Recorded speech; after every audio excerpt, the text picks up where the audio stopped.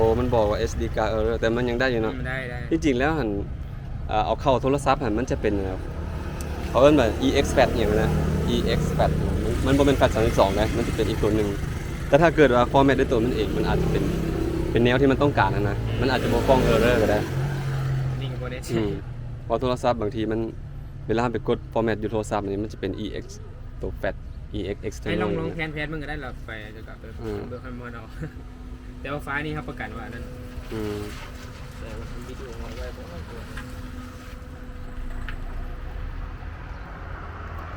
เราต้องได้ไปฝึกใช้งานเนาะแมนต้องไปฝึก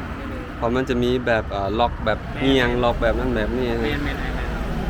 ไอ้กับมันคือใน YouTube นั่นแหละที่แต่ว่าเครื่องมีปัญหาอย่างใช้ปกติไม่ก็ได้นี่เปิดมันก็ได้เลยขาตั้งมันกับมาน้ำตัวนั้นบ่นี่ดิขาตั้งอยู่นี่ดิ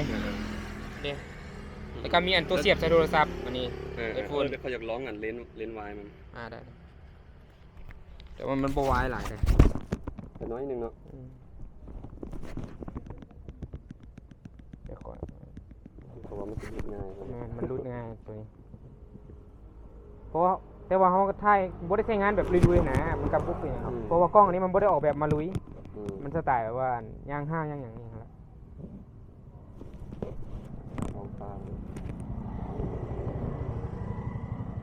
ของไงมันรถเทียบถ่ายบนรถจักรก็ได้ลง